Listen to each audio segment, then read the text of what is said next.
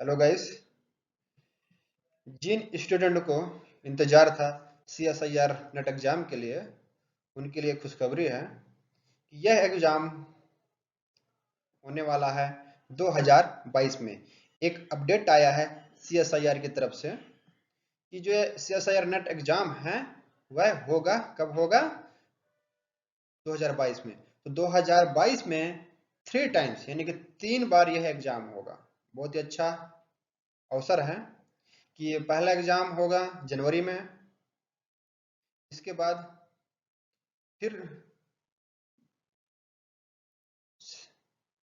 दूसरा एग्जाम होगा जून में, इसके बाद होगा दिसंबर में। यानी कि 2022 में 3 टाइम्स यह एग्जाम होने वाला है। तो सबसे अच्छी बात यह है कि जो अभी जनवरी में एग्जाम होगा और कुछ लोग गेट के लिए तैयारी कर रहे होंगे, यानी कि गेट एग्जाम है फरवरी में। तो गेट एग्जाम और नेट एग्जाम ये दोनों की तैयारी साथ साथ हो जाएगा। यानी कि यदि नेट की तैयारी करेंगे, इसके बाद अगले महीने क्या है? फरवरी में गेट का एग्जाम है। गेट का एग्जाम, तो नेट के साथ साथ गेट का भी एग्जाम का प्रिपरेशन हो जाएगा। तो इसलिए इसको यदि सीरियस लिया जाए तो बहुत ही अच्छा एक मौका है कि नेट और गेट दोनों क्वालिफाई करने के लिए, नेट एग्जाम और गेट एग्जाम क्वालिफाई करने के लिए। कि जो एग्जाम है, फिर बता दूं मैं कि जनवरी में होने वाला है, जनवरी के एंड में।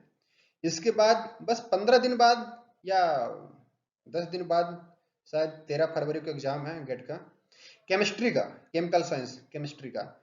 तो जैसे ही तैयारी, आप पूरा तैयारी रहेगा नेट एग्जाम का, इसके बाद आप बैठ जाएंगे गेट एग्जाम के लिए। तो बेनिफिट आपको बहुत ही अच्छा मिलने वाला है नेट और गेट की। ठीक है। तो जिनको पता नहीं होगा कि CSIR नेट एग्जाम क्या होता है, मैं एक थोड़ी सी बता देता हूँ कि CSIR का फुल फॉर्म है counselling of scientific and industrial research.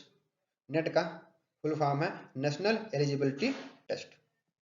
एक टेस्ट लेता है, टेस्ट CSIR नेट टेस्ट लेता है। साइंस फील्ड में ये होता है CSIR नेट, और जो आर्ट्स वाले होते हैं, अदर फील्ड वाले होते हैं, उनका होता है UGC नेट। ठीक है। तो जब हम अप्लाई करते हैं CSIR नेट, केमिस्ट्री के पेपर का नाम होता है, नाम रहता है केमिकल साइंस।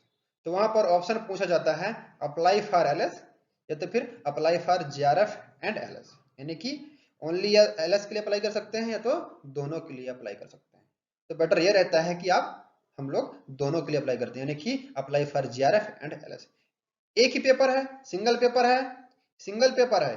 यह एग्जाम 2022 में 3 बार होने वाला है।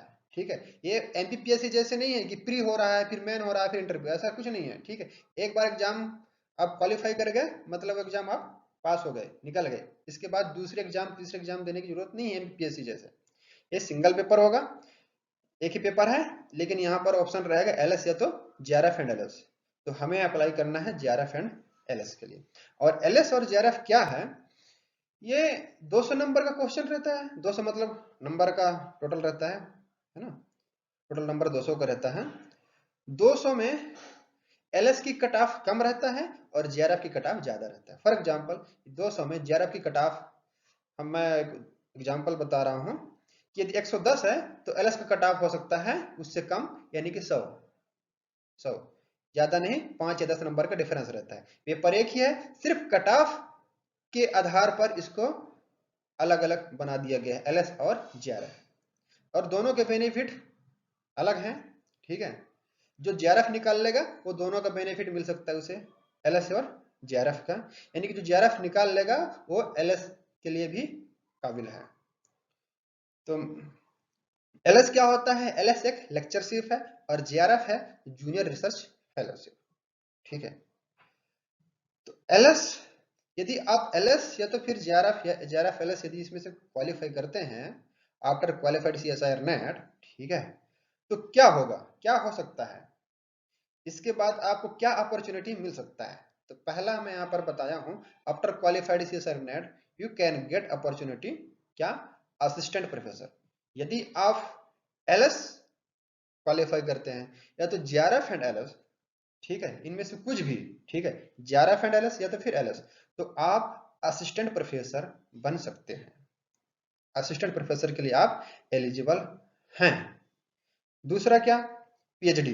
यदि आप जेआरएफ निकाल ले रहे हैं, जेआरएफ यदि आप निकल जा रहा है, यानी कट ऑफ ज्यादा रहेगा एलएस से, पेपर वही है, तो आप पीएचडी में ज्वाइन कर सकते हैं। पीएचडी में ज्वाइन होने के बाद आपकी जो मंथली जो फेलोशिप होगा वो होगा 31 से 35 हजार के बीच में, 31 से 35 हजार, यानी कि इनिशियल 2 या 3 साल 31 हजार मिलता है, इसके बाद फिर 35 हजार मिलता है ना, यानी कि 31 से 35 हजार अब जो है आपके अकाउंट में पैसा आएगा। कब, जब आप पीएचडी ज्वाइन कर लेंगे तब। तो एक रास्ता खुल जाता है पीएचडी ज्वाइन करने के लिए, कि आपको पैसा भी मिलेगा और आपकी पीएचडी भी हो जाएगा। तीसरा, रिसर्च प्रोडक्ट, रिसर्च प्रोजेक्ट।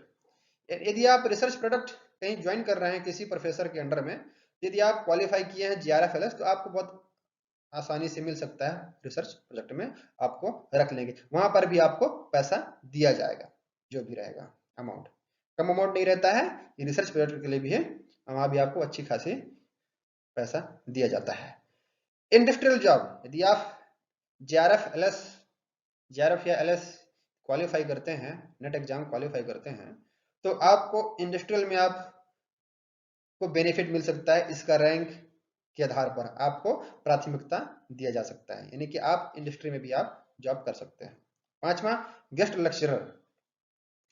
आप यदि यूनिवर्सिटी में कहीं गेस्ट लेक्चरर काम करना चाहते हैं, ठीक है, तो आपको प्राथमिकता दिया जाएगा। यदि आप क्वालिफाई हैं जेआरएफ एलएस, तो आपको प्राथमिकता दिया जाएगा, तो वहां पर भी आप गेस्ट लेक्चरर के रूप में काम कर सकते हैं, वहां भी अच्छी खासी पेमेंट मिलता है। मैं बता दूं, यूनिवर्सिटी में अभी आप ज्वाइन करेंगे तो आपको 25 से 30 हजार के बीच में आपको पैसा मिलेगा per month. Chemistry teacher in a coaching centre, आप कोचिंग सेंटर में यदि पढ़ाना चाहते हैं तो आपको भी रख लिया जाएगा, प्राथमिकता दिया जाएगा, क्योंकि आप जो है जेआरएफ नेट क्वालिफाई है, जेआरएफ एलएस आपके पास है, इसलिए आपको प्राथमिकता दिया जाएगा। यानी कि यदि आप सीएसआर नेट क्वालिफाई कर लेते हैं तो आपके लिए बहुत कुछ अपॉर्चुनिटी मिल जाता है, आपके रास्ते खुल जाते हैं आगे बढ़ने के लिए। इसलिए यह एग्जाम बहुत ही इंपॉर्टेंट है, सीएसआर नेट एग्जाम। यदि आप केमिस्ट्री में इंटरेस्टेड हैं, केमिस्ट्री पढ़ते हैं, केमिस्ट्री आप जानते हैं, तो आप अवश्य CSR net chemical, CSR net chemical science का एग्जाम दीजिए। केमिकल साइंस केमिस्ट्री वाले स्टूडेंट के लिए जो केमिस्ट्री से एमएससी कर रहे हैं, ठीक है, वो अप्लाई कर सकते हैं इस एग्जाम में। हाँ, एलिजिबिलिटी क्या है, एलिजिबिलिटी आप एमएससी कर रहे हैं, एमएससी रनिंग है, एमएससी क्वालिफाई है, एमएससी पास हो चुके हैं, तो आप इस एग्जाम को दे सकते हैं, आप अप्लाई कर सकते हैं सीएसआर नेट केमिकल साइंस, ठीक है। तो ठीक है, तो आप लोग इस एग्जाम को जरूर दीजिए, बहुत ही अच्छा अपॉर्चुनिटी है कि ये एग्जाम 3 बार होने वाला है, तो आप 3 बार में कम से कम एक बार, कोई एक बार कोई भी हो, चाहे जनवरी में हो, जनवरी वाला एग्जाम आप क्वालिफाई कर लें तो अच्छी है, या तो फिर जनवरी में नहीं क्वालिफाई कर पा रहे हैं तो आप जून के लिए अप्लाई कीजिए, जून में ट्राई कीजिए, जून में नहीं हो पा रहा है तो आप दिसंबर में फिर आपको आएगा, ठीक है, दिसंबर में कर सकते हैं। तैयारी आप बनाए रहेंगे, लगातार तैयारी करते रहेंगे, तो आप जरूर 2022 में सीएसआर नेट केमिकल साइंस का जो एग्जाम होगा वो आप पास कर लेंगे, ठीक है। Thank you.